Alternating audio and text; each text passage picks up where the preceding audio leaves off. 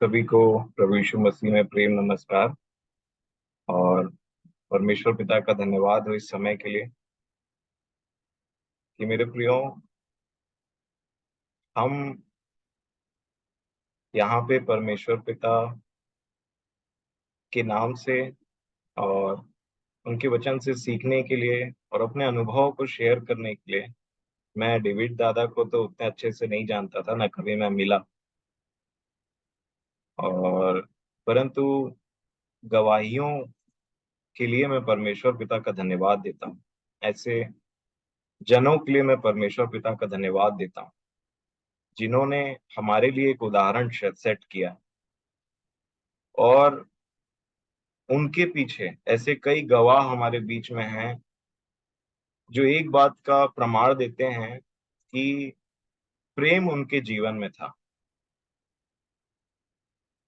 और बहुत सी ऐसी बातें हैं जो मैं सुन रहा था, और मैं धन्यवाद देता हूं हमारे प्रियों का, हमारे आदरणीयों का, जो हमारे लिए एग्जाम्पल है। और मैं समझता हूं हमारा जीवन भी दूसरों के लिए एग्जाम्पल होना चाहिए, एक लिविंग टेस्टिमनी, एक जीवित गवाही।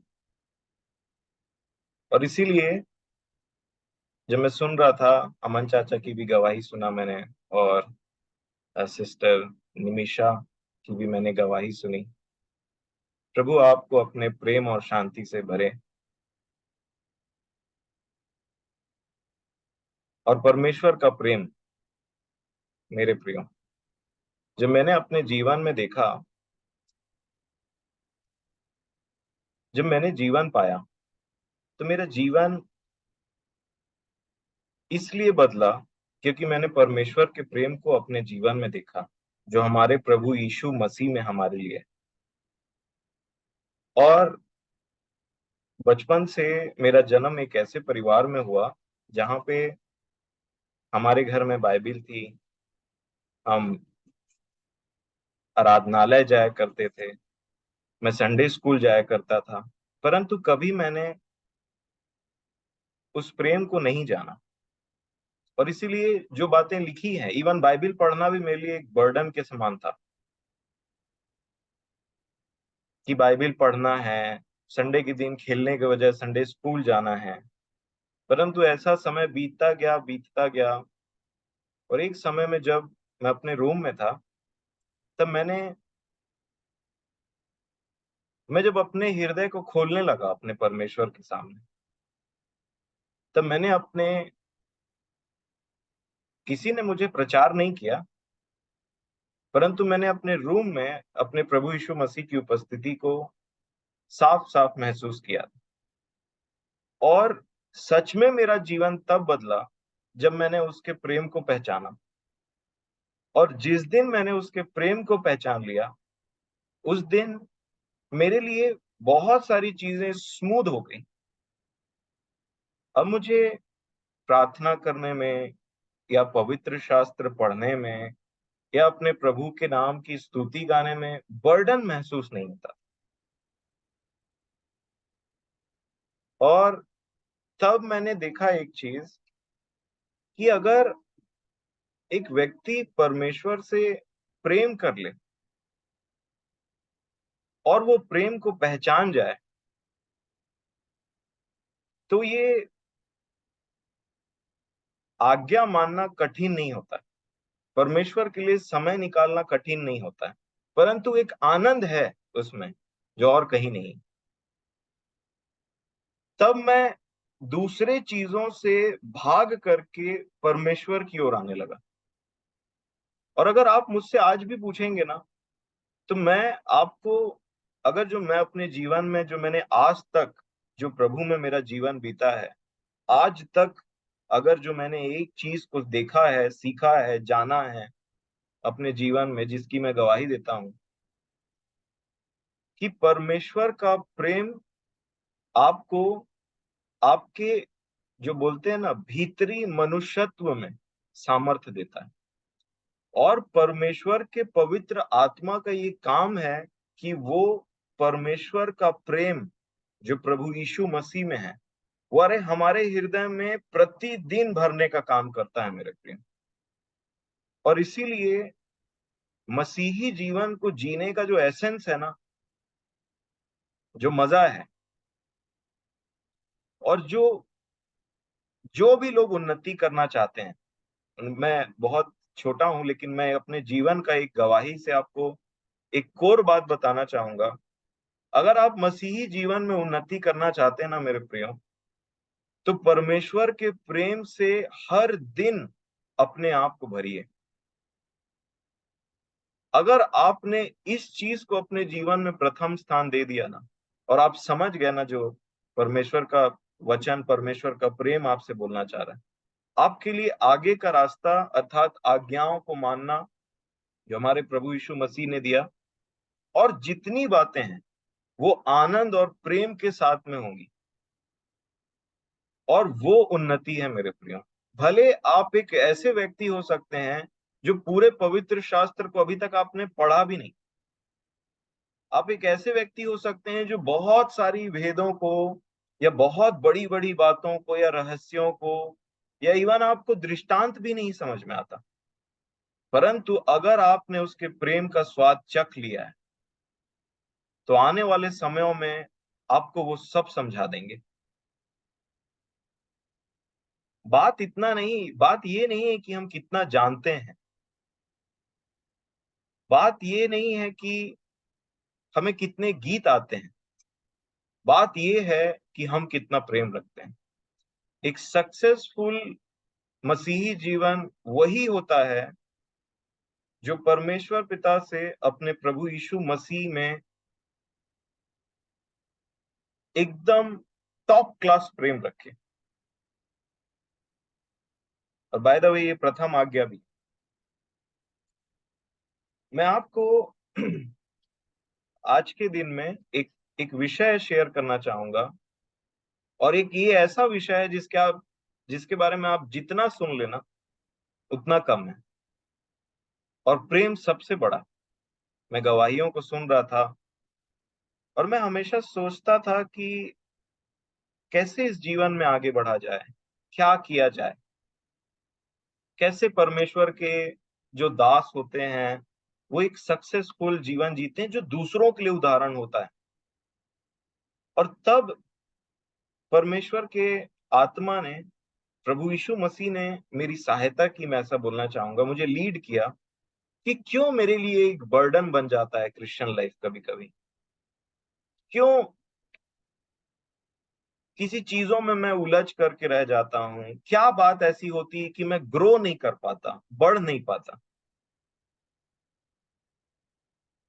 इवन आप पवित्र शास्त्र में अगर नया नियम में देखेंगे, तो एक व्यक्ति है जो पता नहीं कितने समय पहले मर गए, प्रभु में सो गए, परंतु आज तक परमेश्वर के वचन से जब हम सीखते हैं तो उनका नाम लिया जाता है, पौलुस। एक ऐसा जीवन जो बहुतों के लिए, इवन आज तक मसीहियों के लिए एक टॉप क्लास उदाहरण है। वो व्यक्ति जिसने मुंह खोल करके ये बोला कि तुम मेरी किसी चाल चलो जैसा कि मैं मसीह किसी चाल चलता हूं। मैं एक एग्जाम्पल हूं जीता हुआ, जिसको तुम देख करके अपने हृदय में निश्चयता पा सकते हो कि मैं बहुत सारे विषयों में, अर्थात जिन विषयों के बारे में वो बात करते थे, मैं पर प्रभु यीशु मसीह के समान हूं। परमेश्वर के पुत्र प्रभु यीशु मसीह के लिए एक बात लिखी हुई है कि वो अदृश्य परमेश्वर का प्रतिरूप है, अर्थात एग्जैक्ट कॉपी है। फिलिपुस ने एक बार बोला था कि हमें पिता को दिखा कर दे करके, तो प्रभु यीशु मसीह ने बोला कि फिलिपुस आप ऐसा कैसे बोल सकते हो कि मुझे पिता को दिखा दे, मैं इतने दिन से तुम्हारे साथ में हूं, तुम कैसे बोल सकते हो। वो एग्जैक्ट पिता का प्रतिरूप है मेरे प्रिय।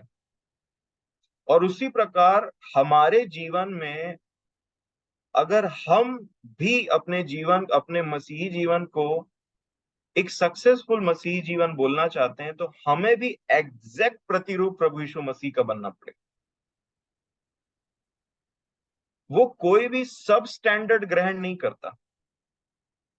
अर्थात मैं जो बोलना चाह रहा हूं वो ये कहता है, परमेश्वर का वचन ये बोलता है कि पवित्र बनो, और स्टैंडर्ड क्या है? जैसा मैं पवित्र। और हमारे प्रभु यीशु मसीह की सबसे बड़ी बात यह है कि उन्होंने पहले कुछ किया और करके दिखाया और बोला इससे काम नहीं चलेगा।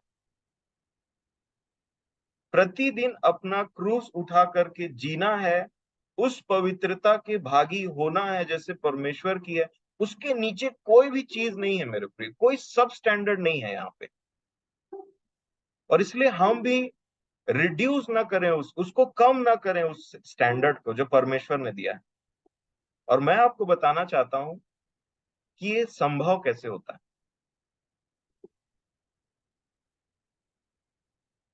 परमेश्वर के पुत्र ने ये जीवन जिया, जी के दिखाया, और उसके बाद में कहा तुमको भी ऐसा ही जीवन जीना है। और एक वचन है यूहन्ना रचित सुसमाचार, उसका 14 अध्याय।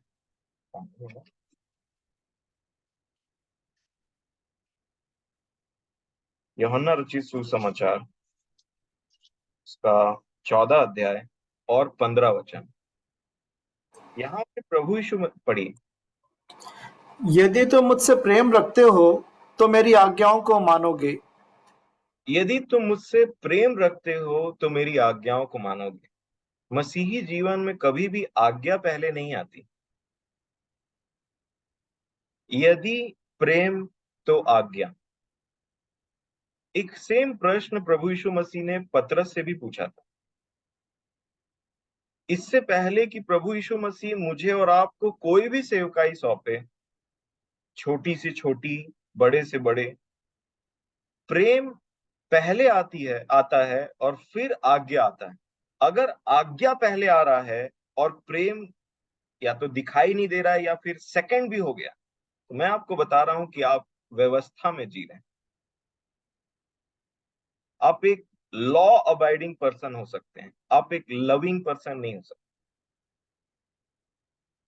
लिखा है आदम से मूसा तक मृत्यु ने राज्य किया, और यह भी लिखा है कि मूसा के द्वारा व्यवस्था आई, परंतु अनुग्रह और सच्चाई प्रभु यीशु मसीह के द्वारा आई। उसकी परिपूर्णता से हमने अनुग्रह पर अनुग्रह पाया। आप और मैं जब तक परिपूर्ण अर्थात भर नहीं जाए किसी चीज से, कोई चीज बाहर नहीं निकल सकता। एक व्यक्ति अगर क्रोध से भरा है तो क्रोध बाहर आता है। एक व्यक्ति अगर जलन से भरा है तो जलन बाहर आता है, शब्दों से, व्यवहारों से। परंतु अगर एक व्यक्ति अनुग्रह से भरा, परमेश्वर के प्रेम से भरा है, दया से भरा है, तो हो नहीं सकता कि कोई और चीज बाहर आए। और इसलिए हर एक व्यक्ति को परमेश्वर सबसे पहले सुसमाचार सुनाता है कि मैंने तुम्हारे लिए क्या किया। अपने पुत्र में वो सुसमाचार हमको सुनाया जाता है कि परमेश्वर ने हमारे लिए क्या किया है। इससे पहले कि हम कुछ हड़बड़ी में करना चाहें, वो आराम से हमको बताता है कि मैंने तुमसे कितना प्रेम किया। और जब मैं और आप इस प्रेम को समझते हैं और प्रतिदिन अपने जीवन में देखते हैं कि उसने मेरे लिए क्या किया है, मैं आपको बताना चाह रहा हूं एक सक्सेसफुल मसीही जीवन यहीं से स्टार्ट होता है कि एक व्यक्ति इतना प्रेम में, उस प्रेम को देख करके। आपको मैं एक और चीज बताना चाह रहा हूं, देखिए प्रेम ना सांसारिक शब्द नहीं है। अगर हमारी परिभाषा प्रेम को लेकर के संसार से उत्पन्न होती है, तो मैं आपको बताना चाहता हूं कि आप ज्यादा जानते हैं मेरे से इन विषयों में, क्योंकि अनिल, अ, डेविड दादा और शेखर दादा और ऐसे जन हमारे बीच में हैं जो स्वर्गीय वस्तुओं की बात करते हैं, जो स्वर्गीय जीवन की बात करते हैं। और मैं धन्यवाद देता हूं ऐसे लोगों के लिए जो परमेश्वर ने हमारे बीच में रखा है, कि जो हमारे थॉट को ले जा करके स्वर्ग के तरीके से देखना, सोचना, समझने के लिए सिखाता। और मेरे भी जीवन की ये गवाही है मेरे प्रियो, कि जब मैंने परमेश्वर को के प्रेम को चखा, और जब मैंने उनके प्रेम को प्रभु यीशु मसीह में, मैं नाम बार बार बोलता हूं क्योंकि वो नाम है जिससे मैंने जीवन पाया। कोई दुनिया का ऐसा व्यक्ति मुझे वो जीवन नहीं दे सकता था। कोई दुनिया की वो नाउन बोलते हैं ना, नाउन का डेफिनेशन क्या होता है? किसी भी व्यक्ति, वस्तु, स्थान का नाम समझे। व्यक्ति, वस्तु और स्थान, ये काइंड ऑफ एक संसार की परिभाषा है। व्यक्ति, वस्तु या कोई स्थान। कई लोगों को व्यक्तियों से मिलकर के बहुत खुशी होती है, इंसानों से मिलकर के, और उनका पूरा जीवन उसी में चले जाता है। कई लोगों को वस्तुओं से ज्यादा प्रेम रहता है, उनका जीवन पूरा उसी में पार हो जाता है। हम भी ऐसे ही थे। हम मैं कोई अलग पैदा नहीं हुआ था। और कई लोगों को स्थान, यहाँ जाना है, वहां जाना है, यहाँ घूमना है, वो देखना है। परंतु जब परमेश्वर के द्वारा किसी बात का प्रगटीकरण होता है ना एक व्यक्ति के ऊपर में, मैं आपको बताना चाह रहा हूं, हम एक ऐसे पवित्र शास्त्र को पढ़ते हैं जिसमें स्वर्ग से कोई डेफिनेशंस मनुष्यों को समझाया गया। मैं कितनों भी किसी व्यक्ति को बोलूं कि प्रेम करो, प्रेम करो, प्रेम करो, जब उसने परमेश्वर के प्रेम को चखा ही नहीं है तो उससे प्रेम होगा कैसे? और इसीलिए ये जो शब्द है प्रेम, ये संसार का नहीं। मैं आपको बताना चाह रहा हूं, ये जो शब्द है विश्वास, ये संसार का नहीं है। ये जो शब्द है धार्मिकता, ये संसार की नहीं है। स्वर्ग, अर्थात ये परमेश्वर के दिए हुए शब्द हैं। ईशु शब्द भी संसार का नहीं, स्वर्ग से नामनीकरण हुआ। तो मैं बोलना क्या चाह रहा हूं वो ये है कि परमेश्वर ने स्वर्ग से मनुष्यों में प्रेम प्रकट किया, और तब हमने जाना कि प्रेम होता क्या है। प्रेम इसमें नहीं कि हमने उससे प्रेम किया, ये संसारिक परिभाषा हो जाएगी अगर प्रेम का उत्पत्ति संसार से, मिट्टी से होने लग जाए तो। परंतु प्रेम यह है कि उसने हमसे प्रेम किया, ये प्रेम है। एक वचन पढ़िएगा, पहला यूहन्ना की पत्री का 4 अध्याय और 10 वचन।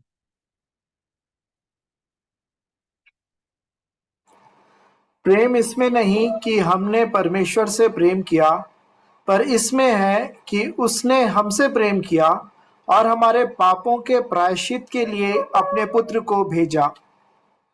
प्रेम इसमें नहीं है, कह रहा है कि हम कहाँ हैं? हम कहाँ हैं? इस पृथ्वी पे।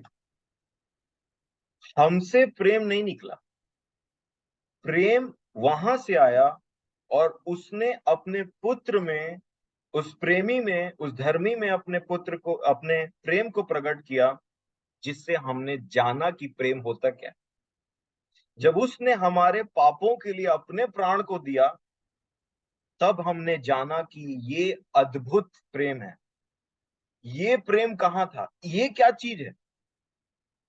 मैं हमेशा सोचता हूं कि संसार में जो प्रेम बोला जाता है ना, उनका नाम प्रेम नहीं होना था, उनका नाम कुछ और होना था।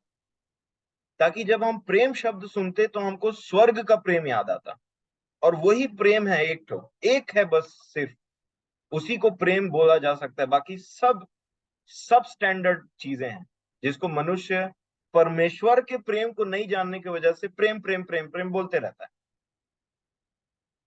परंतु जब एक व्यक्ति परमेश्वर के प्रेम को पहचानता है, उसको देखता है अपने जीवन में, उसका हृदय फट जाता है, मैं बोलना चाहूंगा। क्योंकि छिदता एक बार है, और आप बार बार उस प्रेम को देखेंगे तो आपका हृदय ना एकदम से, पता नहीं क्या होता है, लेकिन एकदम से टूट जाएगा आपका हृदय जब आप उसके प्रेम को देख लेंगे।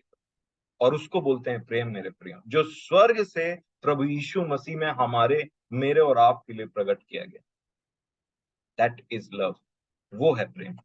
और जो लोग ये प्रेम के द्वारा जीते हैं ना मेरे प्रियो, वो होते हैं मसीही। एक मसीही का मतलब, जो मैंने परमेश्वर के वचन से सीखा है,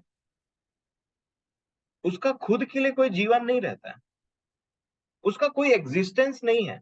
वो दो रीजन की वजह से जीता है इस पृथ्वी पर। पहला, परमेश्वर के प्रेम में, और दूसरा, परमेश्वर के भेड़ों के प्रेम।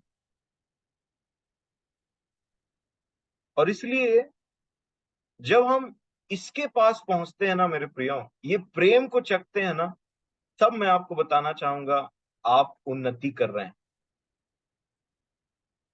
मैं दो एग्जाम्पल ऐसा लूंगा और समय को ध्यान में रखते हुए। नंबर वन, प्रेरित पौलुस स्वयं। क्यों एक व्यक्ति इतना सक्सेसफुल था?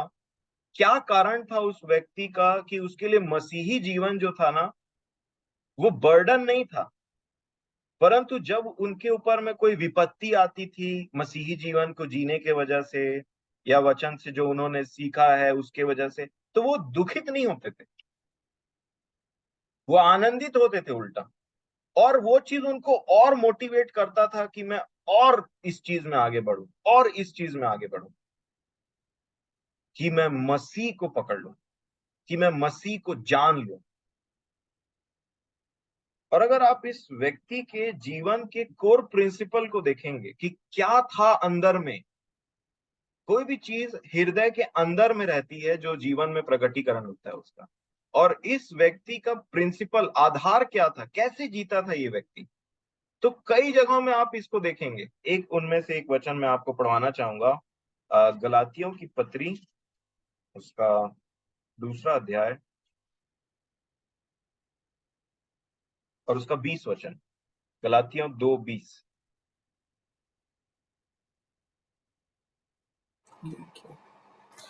गलातियों दूसरा अध्याय 20वां वचन। मैं मसीह के साथ क्रूस पर चढ़ाया गया हूँ। अब मैं जीवित न रहा, पर मसीह मुझ में जीवित है। और मैं शरीर में अब जो जीवित हूँ, तो केवल उस विश्वास से जीवित हूँ जो परमेश्वर के पुत्र पर है, जिसने मुझसे प्रेम किया और मेरे लिए अपने आप को दे दिया। ये मसीह का डेफिनेशन है। मैं, अर्थात मैं जो भी हूं, मेरा पुराना जीवन जैसा भी था, मैं, वो कहाँ गया? वो क्रूस पर चढ़ाया गया। अब मैं जीवित नहीं रहा, अब पर मसीह मुझ में जीवित है। और आगे क्या लिखा है? और मैं शरीर में, चूंकि हम शरीर में सोए नहीं हैं, अभी भी हम इस संसार में हैं, मैं जो शरीर में जो जीवित हूं, ये जीवन जो आप देख रहे हैं, हम, मैं और आप एक दूसरे का देखते हैं, इसमें जो जीवित हूं, वो क्या है? ये तो केवल ओनली एक विश्वास है मेरा, जो परमेश्वर के पुत्र पर है, जिसने मुझसे, ये शब्द देखिए, जिसने मुझसे प्रेम किया और मेरे लिए अपने आप को दे दिया। अर्थात उनके जीवन में ये क्रूस का जीवन और एक मसीही जीवन का ये एसेंस है कि मैं जीवित नहीं रहा। मैं अब जो शरीर में जीवित हूं, वो केवल दो रीजन की वजह से जीवित हूं। पहला और सबसे प्रथम और सबसे इंपॉर्टेंट, कि जो विश्वास मुझे परमेश्वर के पुत्र में है, जिसने मुझसे प्रेम किया। जिससे मैंने प्रेम किया? नहीं, जिसने मुझसे प्रेम किया और वहीं से मेरा प्रेम उत्पन्न हुआ। इसको ऐसे समझिए। और आगे लिखा है, और मेरे लिए अपने आप को दे दिया। तब एक मसीही पैदा होता है जो परमेश्वर के पुत्र के नाम से जीवन जिए, परमेश्वर की प्रसन्नता के लिए, अपने यीशु मसीह के प्रसन्नता के लिए जीवन जिए। और दूसरा, जिसको वो चिट्ठी लिख रहा है उनके लिए। किनको चिट्ठी लिख रहे थे? परमेश्वर के लोगों के लिए। और तब आप देखेंगे कि ये वही व्यक्ति, अनेक वचन है यहाँ पे, जिसने रोमियो की पत्री 8 अध्याय में बोला, कौन मुझे पर मसीह के प्रेम से अलग करेगा? कौन मुझे परमेश्वर के प्रेम से अलग करेगा जो मसीह यीशु में है? नाम बताओ, कौन अलग करेगा? प्रेम में वो ताकत है मेरे प्रिय। और इसलिए ये कहता है इफिसियों की पत्री में, अगर आप पढ़ेंगे तो, कि मैं घुटने टेक करके परमेश्वर के सामने तुम्हारे लिए एक बात के लिए प्रार्थना कर रहा हूं, कि अपनी महिमा का धन जो परमेश्वर के इफिसियों 3 अध्याय उसका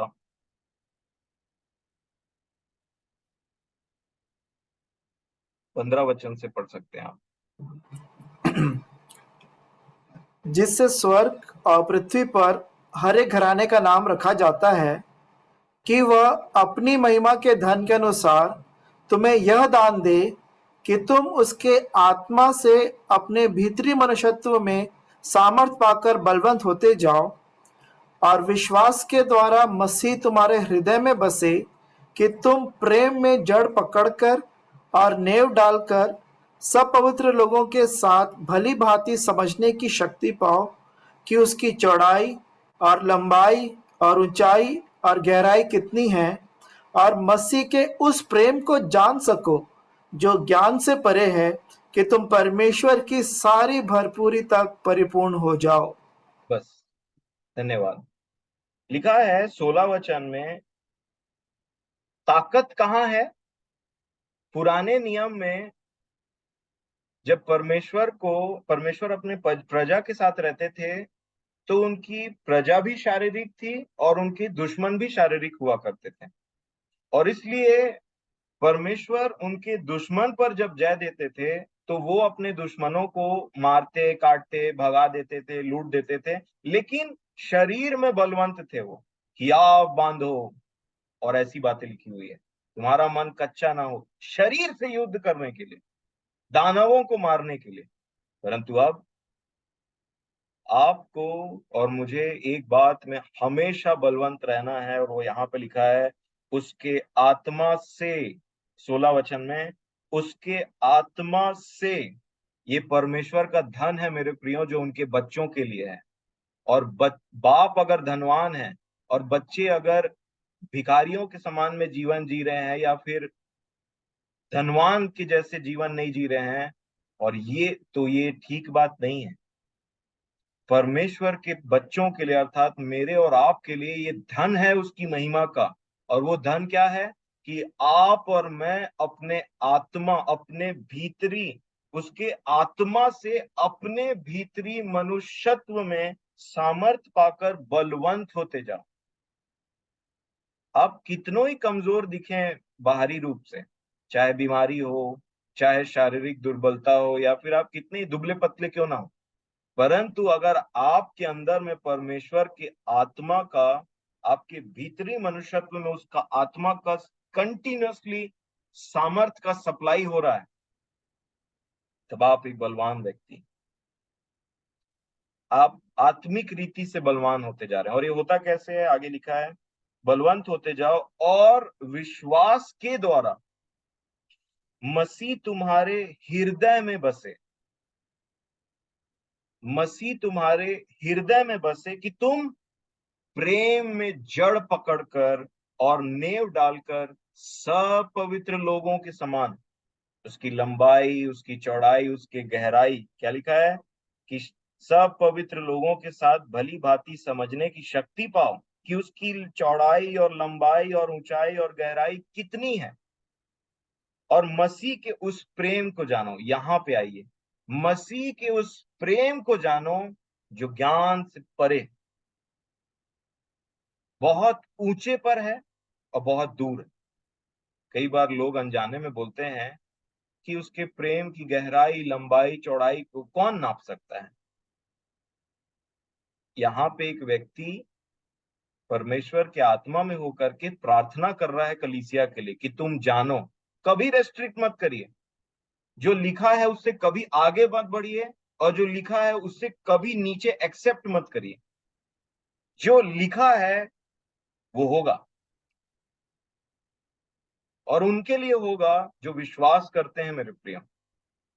और यही व्यक्ति प्रार्थना कर रहा है क्योंकि मैं आपको बताना चाह रहा हूं, यहाँ पे जो लिखा है कि जो ज्ञान से परे है कि तुम परमेश्वर की सारी भरपूरी तक परिपूर्ण हो जाओ।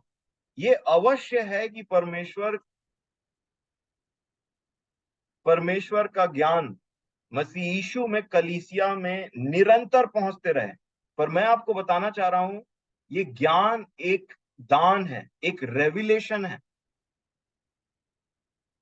एक प्रकाशन है जो प्रेम रखते हैं उनको मिलता है। आप पुराने नियम में देख लीजिए दानियल को, हे अति प्रिय पुरुष दानियल, जैसा कि आज सुना गया। और नए नियम में देख लीजिए यूहन्ना को। प्रेम, ये वो लोग थे जो परमेश्वर से प्रेम में जुड़े हुए थे, और प्रकाशन के लिए उनको ऐसा प्रकाशन दिया जो सारे संसार में कहीं पे नहीं। ऐसा ज्ञान दिया जिस तक कोई अपनी बुद्धि से, जो मनुष्य के इमेजिनेशन में कभी नहीं आ सकता था। कोई व्यक्ति इमेजिन भी नहीं कर सकता था उसका एबीसीडी, क्योंकि ये परमेश्वर का वो प्रकाशन है जो मांस और लहू पर प्रकट नहीं होता है। जो मांस और लहू के द्वारा जिसका प्रगटीकरण नहीं होता। पतरस, ये बात तुझ पर मांस और लहू ने प्रकट नहीं की है, परंतु मेरे पिता ने तुझ पर ये बात प्रकट की है। कलीसिया वही है जिसके ऊपर में आत्मा प्रगटीकरण कर रहा है परमेश्वर के मन का, परमेश्वर की बातों का, प्रभु यीशु मसीह में करंट सिचुएशन को बताता है वो। और मेरे प्रियो, ये व्यक्ति, अब मैं एक कलीसिया की बात आपको बताता हूँ, कुरंथ की कलीसिया, कुरंथियों की कलीसिया जिसको हम जानते हैं, जहां पे अन्य भाषा, जहां पे नाना प्रकार के वरदान जो पवित्र आत्मा की ओर से मिलते हैं, उसके विषय में बहुत झगड़ा था, बहुत अस्थिरता थी उस कलीसिया में। और उसका रिजल्ट ये हुआ कि वो कहीं ना कहीं, पौलुस कहते हैं कि मैं तुमसे वैसे बात नहीं कर सका जैसे मैं करना चाहता था, जैसे आत्मिक लोगों से बात किया जाता है, परंतु तुम तो अभी बच्चे निकले। बच्चे निकले, एक ऐसी कलीसिया जिसमें चिन्ह है, चमत्कार है, चंगाई है, अन्य भाषा है, एक से एक काम है, एक से एक बातें हैं, परंतु तुम बच्चे निकले। क्यों ऐसा हुआ? और यही वो कलीसिया है जिनको बोला कि मैं तुम्हें इन सब से और भी एक उत्तम बात बताता हूं। पहला कुरिन्थियों 12 अध्याय में सब बोल दिया और बोला इससे भी एक उत्तम बात बताता हूं। अवश्य है। देखिए, मैं एक छोटे से बात में इसको रखना चाहूंगा। मनुष्य जब किसी मनुष्य को गिफ्ट देता है तो वो उसके उपयोग के लिए रहता है। मेरे पिताजी ने मुझे एक घड़ी दिया तो उसको मैं पहनूंगा, मेरे काम आएगा। परमेश्वर जब किसी को कलीसिया में कोई वरदान देते हैं तो वो मेरे काम का नहीं। अर्थात कहने का मतलब, वो दूसरों की उन्नति के लिए दिया गया है। अगर कोई उसको अपनी उन्नति के लिए यूज कर ले तो मेरे प्रियो वो आशीष नहीं लाता, वो डिस्ट्रक्शन ले आता है उल्टा। और इसलिए समझना पड़ेगा कि परमेश्वर ने आपको कोई चीज दिया है कलीसिया में तो क्यों दिया है? अपने इस्तेमाल के लिए नहीं दिया है, दूसरों की उन्नति के लिए दिया है। मसीही जीवन ये है मेरे प्रियो। और तब ये व्यक्ति 12, पहला कुरिन्थियों 12 अध्याय में एक बात, 12 में खत्म करने के बाद एक बात बोलते हैं। बहुत सारे बातों को वो करते हैं। आप जानते होंगे, नहीं जानते तो पढ़ लीजिएगा 12 अध्याय में 13 वचन। 13 अध्याय के पहले में क्या बोल रहे हैं? यदि मैं मनुष्यों और स्वर्गदूतों की बोलियां बोलूं और प्रेम न रखूं तो मैं ठनठनाता हुआ पीतल और झंझनाती हुई झांझ हूं। यदि मैं भविष्यवाणी कर सकूं, सब भेदों, सब प्रकार के ज्ञान को समझूं, ज्ञान हो, भविष्यवाणियां हो, विश्वास मेरा इतना हो, अपनी देह जलने के लिए दे दूं, ये सारी बातें यहाँ पे लिखी है। ये सब कोई काम का नहीं बोल रहे थे वो, अगर मैं प्रेम के साथ इन चीजों को ना करूं। आप देख रहे हैं, प्रेम अगर इन चीजों के साथ में मिल करके कार्य करे, बहुत उन्नति है। प्रेम के बिना ये सब कार्य हो भी और प्रेम ना हो तो जीरो उन्नति है, उल्टा बैकस्लाइड होने का चांस है। आप समझ नहीं पाएंगे कैसे काम करेगा, लेकिन वो अगर बिना प्रेम के है मेरे प्रिय, मैं आपको बताना चाहूंगा उससे कोई लाभ नहीं है। इसके तीसरे वचन में के आखिरी में लिखा है, तो मुझे कुछ भी लाभ नहीं। और तब वो व्यक्ति प्रेम को बताना चाहते हैं, फिर वो प्रेम का व्याख्यान करते हैं। आप सब जानते हैं, नहीं तो पढ़ लीजिएगा 4 अध्याय से लेकर के कि प्रेम होता कैसे। और उसका निचोड़ उन्होंने ये बोला, क्या बोला? अब विश्वास, आशा और प्रेम ये तीनों स्थायी हैं, परंतु इनमें सबसे बड़ा प्रेम है। प्रेम है मेरे प्रेम, परमेश्वर प्रेम है और उनके बच्चे भी वैसे ही होते हैं। आगे लिखा है, 14 अध्याय के पहले वचन को पढ़िएगा, क्या लिखा है?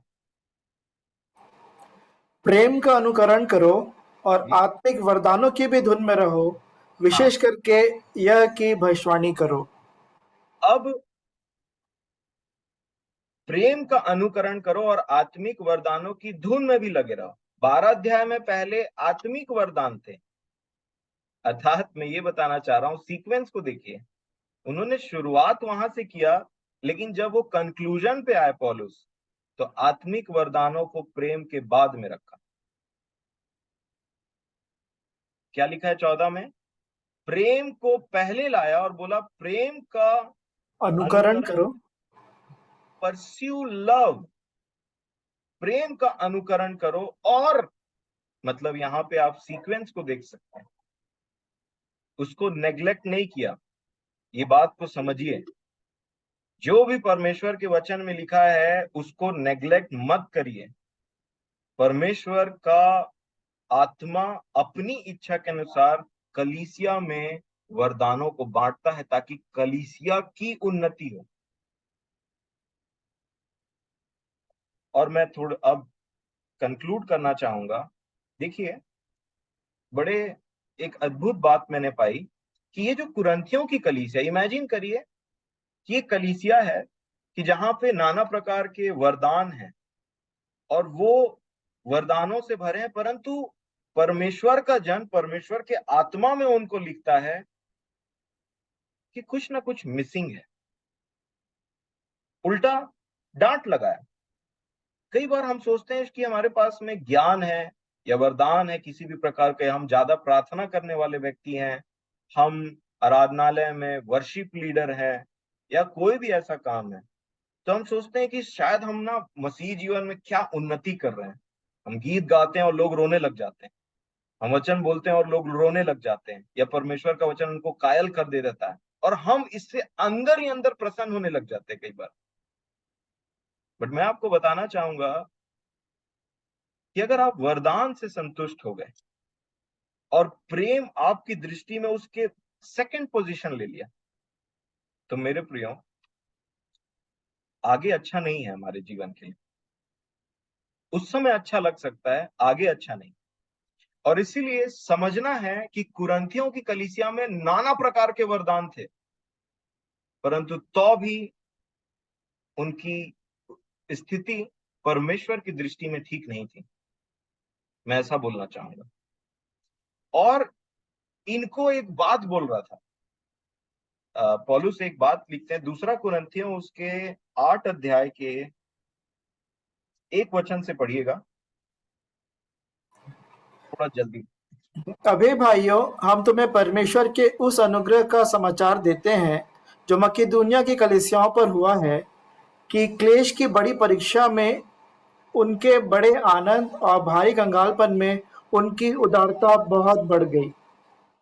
उनके विषय में मेरी यह गवाही है कि उन्होंने अपनी सामर्थ भर, वरन सामर्थ से भी बाहर, मन से दिया, और इस दान में और पवित्र लोगों की सेवा में भागी होने के अनुग्रह के विषय में हमसे बार बार बहुत विनती की। एक और और सॉरी। 5वां दिन। और जैसी हमने आशा की थी वैसी ही नहीं, वरन उन्होंने प्रभु को फिर परमेश्वर की इच्छा से हमको भी अपने आप को दे दिया। ये पौलुस है जो कुरंथियों की कलीसिया को लिख रहे हैं, जिसमें बहुत ज्ञान है, नाना प्रकार के वरदान है, बहुत विश्वास भी होगा जिससे वो उनको मिलता है और वो काम कर रहे हैं। परंतु पौलुस यहाँ पे मकी दुनिया का एग्जाम्पल कुरंथियों की कलीसिया को दे रहे हैं। कि मैं उनके विषय में देख रहा हूं, अर्थात वो एक कलीसिया को दूसरे कलीसिया का उदाहरण देकर के बोल रहे हैं, उनसे सीखो। और वो कलीसिया कौन सी है मेरे प्रियो?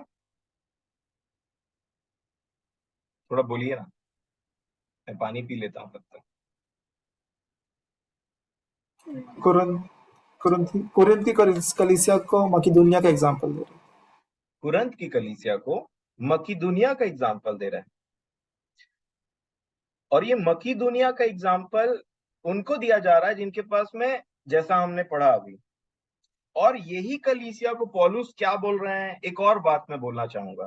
पहला कुरंथियों 11 का 1 में लिखा है, मैं तुम मेरी सी चाल चलो जैसा मैं मसीह की सी चाल चलता हूं।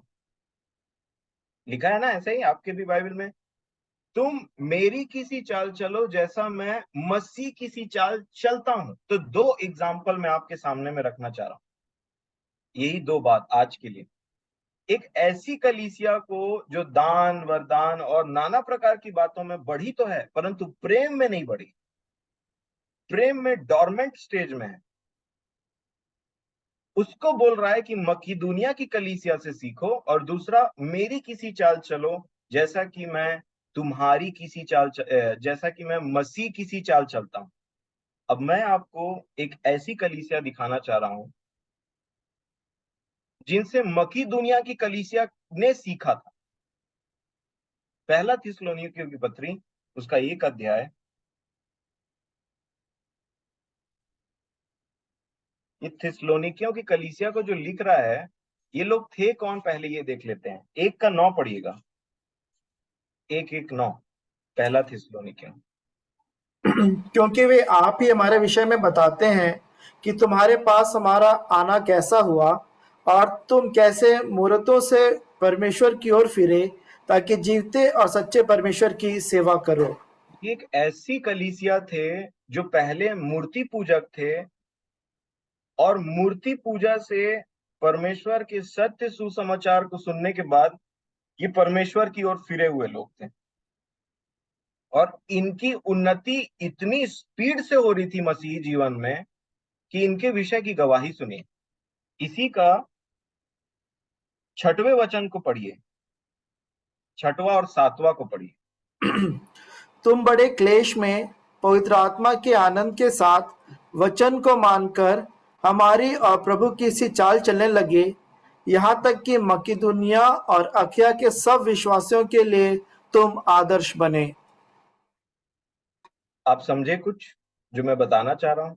नंबर 1, तुम हमारी तुम हमारी वचन को मानकर हमारी और प्रभु की सी चाल चलने लगे। आप उन्नति देख रहे हैं जो मैं आपको बताना चाह रहा हूं।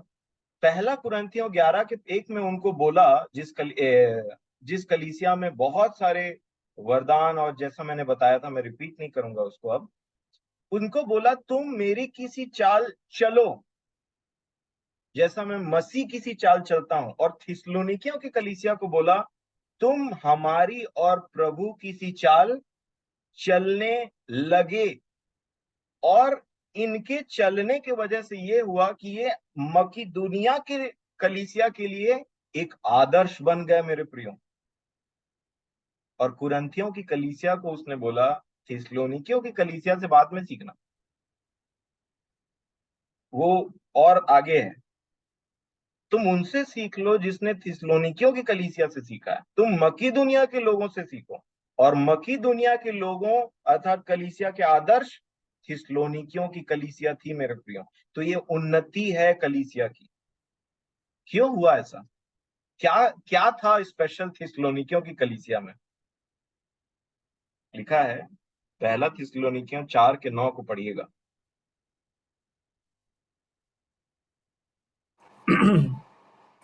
किंतु भाईचारे की प्रीति के विषय में यह आवश्यक नहीं कि मैं तुम्हारे पास कुछ लिखूं, क्योंकि आपस में प्रेम रखना तुमने आप ही परमेश्वर से सीखा है। मैं इसी में आना चाह रहा था। थिस्सलुनीकियों की कलीसिया के पास में जो उनकी उन्नति का कारण था वो ये था कि तुमने आपस में प्रेम रखना परमेश्वर से सीखा है। और जो भी व्यक्ति कलीसिया का, या मैं और आप, जो भी मसीही जीवन में अगर आप उन्नति करना चाहते हैं तो अपनी उन्नति को कभी भी ज्ञान से मत नापिएगा। अपनी उन्नति को कभी भी, मेरे प्रियो, कभी भी वरदानों से मत नापिएगा। अपनी उन्नति अगर नापनी है तो हमेशा प्रेम से नापिए। क्योंकि देख सकते हैं आप कि कैसे उनको बोला मकीदुनिया की कलीसिया से सीखो, और मकीदुनिया की कलीसिया के आदर्श थिस्सलुनीकियों की कलीसिया के वो लोग थे जो पहले मूर्ति पूजक थे, और जब ये प्रभु में आए तो इन्होंने परमेश्वर के प्रेम को पकड़ लिया जो मसीह यीशु में हम सब के लिए। और उस प्रेम को जब उन्होंने परमेश्वर से प्रेम करना सीखा, यीशु मसीह की आदत क्या है पता है? वो पहले खुद करके आपको दिखाते हैं और फिर वो बोलते हैं कि देखो मैंने तुम्हें करके दिखाया। और जो कोई ऐसा जीवन जीता है ना प्रेम में, यहाँ पे कोई किसी प्रकार के ऐसी बात नहीं लिखी कि उनमें बहुत सारे वरदान थे, परंतु उनकी उन्नति का कारण एक था कि उन्होंने अपने परमेश्वर से प्रेम करना सीखा, एक्सेप्ट किया, अर्थात उस जीवन को पाया, और उसके बाद वही प्रेम आगे बढ़ाया जिसकी चर्चा यीशु मसीह यूहन्ना पतरस से बोल रहे थे। क्या तू मुझसे प्रेम करता है? हाँ, तो मेरे भेड़ों को चरा, मेरे मेमनों का। अर्थात एक प्रेम उससे जितना रहेगा उतना आप किसी से प्रेम कर पाएंगे, उनके भेड़ों से प्रेम करना पाएंगे। और इसलिए मैं आपको ये बात बताना चाह रहा हूं कि आप अगर उन्नति करना चाहते हैं मसीही जीवन, तो उसके प्रेम में बढ़ना है हर दिन। रोमियो की पत्री में, अब समय नहीं रहा, रोमियो की पत्री 5 अध्याय पढ़ लीजिएगा, उसमें ऐसा लिखा हुआ है कि परमेश्वर का पवित्र आत्मा जो हमें दिया गया है उसके द्वारा परमेश्वर का प्रेम हमारे हृदयों में भरा जाता है, हमारे प्रेम हमारे हृदयों में दिया जाता है, जिससे कि हम क्लेश में भी आनंदित रहते हैं, क्योंकि उससे लज्जा नहीं होती। लिखा है, एक और वचन ऐसा लिखा है थिस्सलुनीकियों की कलीसिया में कि मसीह आप दूसरा थिस्सलुनीकियों 3 अध्याय और उसके 5 वचन में, परमेश्वर की प्रेम की ओर, मसीह की धीरज की ओर प्रभु तुम्हारे मन की अगुवाई करे। एक बार फिर से, परमेश्वर के प्रेम और मसीह के धीरज की ओर प्रभु तुम्हारी अगुवाई करे, परमेश्वर के प्रेम की तरफ। और अगर आप बोलेंगे कि ये तो बात हो गई, हमने बहुत सी बातें सीखा जाना, होगा कैसे, कैसे प्रेम करें, तो मैं फिर उसी बात में आऊंगा और एक वचन आपको बोलूंगा। आप मेरे साथ में यूहन्ना 21 अध्याय निकालिए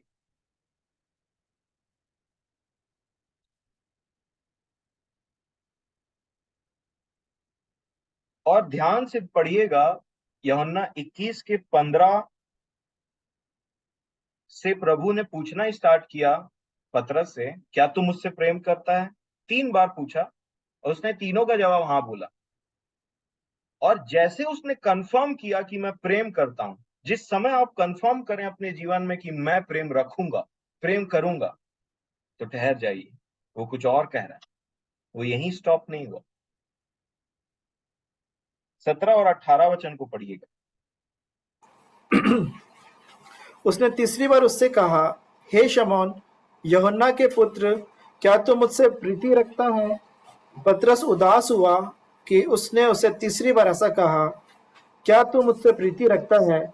और उससे कहा, हे प्रभु, तू तो सब कुछ जानता है, तू यह जानता है कि मैं तुझसे प्रीति रखता हूँ। यीशु ने उससे कहा, मेरी भेड़ों को चरा। बस, जब ये कंफर्म कर दिया कि मैं तुझसे प्रीति रखता हूं, जब एक व्यक्ति, अगर आप प्रभु यीशु मसीह से आज बोलते हैं कि प्रभु आपके प्रेम को देखने के चलते मैं आपसे प्रेम रखता हूं, अगर आप इस बात को कंफर्म करते हैं और बढ़ना चाहते हैं, तो 18 वचन उसका सॉल्यूशन है। देखिए क्या बोला जस्ट तुरंत कंफर्म करने के बाद, मैं तुझसे सच सच कहता हूँ, जब तू जवान था तो अपनी कमर बांधकर जहाँ चाहता था वहां फिरता था, परंतु अब तू बूढ़ा होगा परंतु जब तू बूढ़ा होगा तो अपने हाथ फैलाएगा और दूसरी तेरी कमर बांधकर जहाँ तू ना चाहेगा वहां तुझे ले जाएगा। 19 में क्या लिखा है? उसने इन बातों से संकेत दिया कि पतरस कैसे मृत्यु से परमेश्वर की महिमा करेगा, और तब उसने उससे कहा, मेरे पीछे हो ले। जैसे ही एक व्यक्ति कंफर्म करता है कि मैं तुझसे प्रेम करता हूं, वो बोलता है कि तू मरेगा कैसे। 18 वचन में बोला कि कंफर्म किया प्रेम करता है, और 19 वचन में बोला कि कैसी मृत्यु से महिमा करेगा। मतलब 17 में जब खत्म हुआ और बोला कि इस प्रकार उसने ग्रहण किया कि मैं तुझसे प्रेम रखता हूं, 3 बार पूछने के बाद, तो उसने बोला तू कैसी मृत्यु से मरेगा और कैसी मृत्यु से मेरी महिमा करेगा। अर्थात अगर आप अपने लिए जीवित हैं तो कभी उससे प्रेम नहीं कर पाएंगे। दो चीजों के लिए जीता है एक मसीही, परमेश्वर के प्रेम के लिए, प्रभु यीशु मसीह में जो है, अर्थात मसीह यीशु के प्रेम के लिए, और दूसरा उसकी भेड़ों के लिए। और तभी जब आप इसको कंफर्म करते हैं तो वो आपको क्रूस दिखाता है। क्रूस ही वो जगह है जिसमें तू अपने प्रेम को मेरे लिए प्रकट कर पाए। और इसलिए मेरे प्रियो, इट इज इम्पॉसिबल, ये इम्पॉसिबल है, नामुमकिन है कि हम उससे प्रेम कर लें बिना क्रूस के। तो प्रभु मेरी और आपकी सहायता करे इस विषय में, और आपके अंदर पहले अपना प्रेम भरे कि जब वो भर जाए और उमड़ने लगे तो दूसरों तक पहुंचने पाए।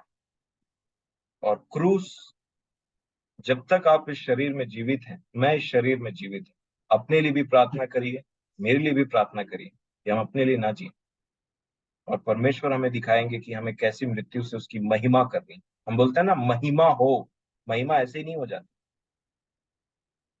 तो प्रभु मेरी और आपकी सहायता करें। समय थोड़ा ज्यादा हो गया, लेकिन मैं समझता हूँ कि ये आपके उत्साह को और बढ़ाएगा। इसलिए प्रभु यीशु मसीह में परमेश्वर पिता का धन्यवाद। आमीन।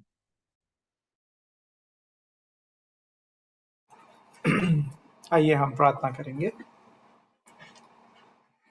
प्रेमी, दयालु, अनुग्रहकारी, हमसे बहुत अधिक प्रेम करने वाले, अगापे, अद्भुत, अनोखे प्रेम को करने वाले पिता परमेश्वर, राजाओं के राजा, प्रभुओं के प्रभु, अपने उद्धार करता प्रभु यीशु मसीह के पवित्र और मीठे नाम से आपके अनुग्रह के सिंहासन समुद्र फिर से आते हैं, आपका धन्यवाद देते हैं प्रभु जी। मेरी और हर एक प्रियो की सहायता और मदद करें प्रभु जी, कि आपके प्रेम को जाने जिन्होंने नहीं जाना, और जब जाने प्रभु जी, और भी प्रभु जी हमारा मन आपकी और उस प्रेम की ओर प्रभु जी बढ़ने पाए, ताकि आपके प्रेम की लंबाई, चौड़ाई, ऊंचाई, गहराई को हम सब जानने पाए।